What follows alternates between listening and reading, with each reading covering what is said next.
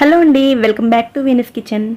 వర్షాకాలంలో వచ్చే జలుబును తరిమి కొట్టి ఘాటుగా ఉండడమే కాకుండా ఎంతో రుచిగా కూడా ఉండే తమలపాకులతోటి రైస్ని ఎలా ప్రిపేర్ చేసుకోవచ్చో ఈరోజు వీడియోలో చూద్దామండి.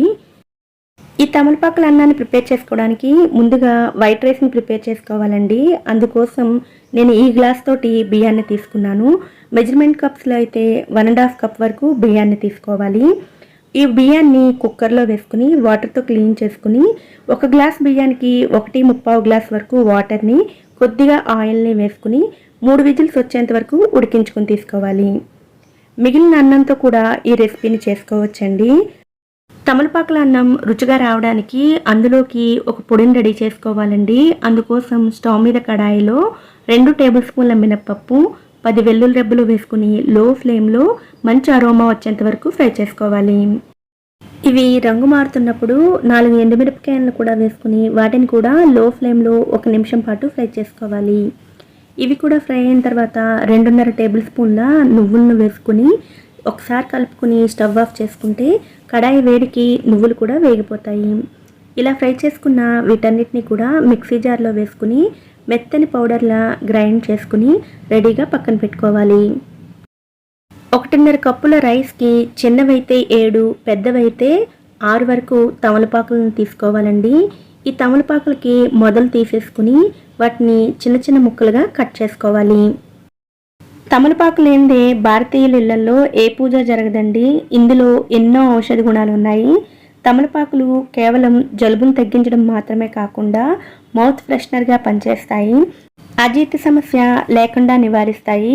ఎముకలను బలోపేతం చేసేందుకు అవసరమైన కాల్షియంను సమృద్ధిగా ఇస్తాయి.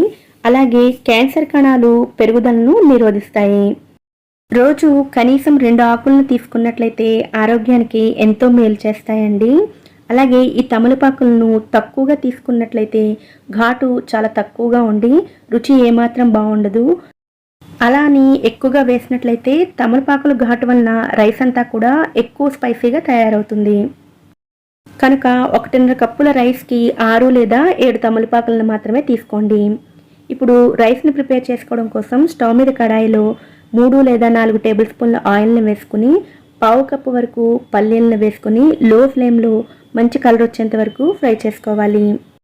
పల్లీలు ఫ్రై అయిన తర్వాత 1 స్పూన్ ఆవాలు, 1 స్పూన్ జీలకర్ర వేసుకుని వాటిని కూడా ఫ్రై చేసుకోవాలి.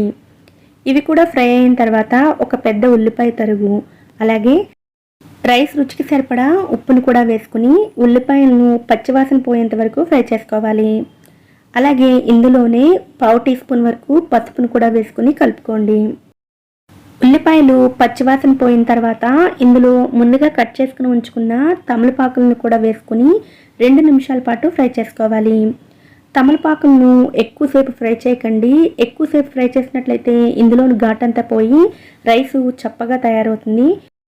లో ఫ్లేమ్లో 2 నిమిషాల పాటు మాత్రమే ఫ్రై చేసుకోండి. ఇలా తమలపాకులను కూడా ఫ్రై చేసుకున్న తర్వాత ముందుగా ప్రిపేర్ చేసుకున్న రైస్ని వేసుకోండి.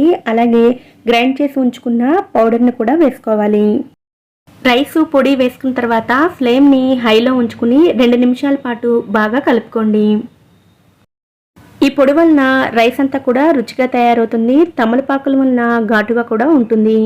జలుబు ఉన్నవారు ఈ రైస్ని తీసుకున్నట్లయితే తమలపాకుల ఘాటు వలన జలుబు నుంచి ఉపశమనం పొందవచ్చు.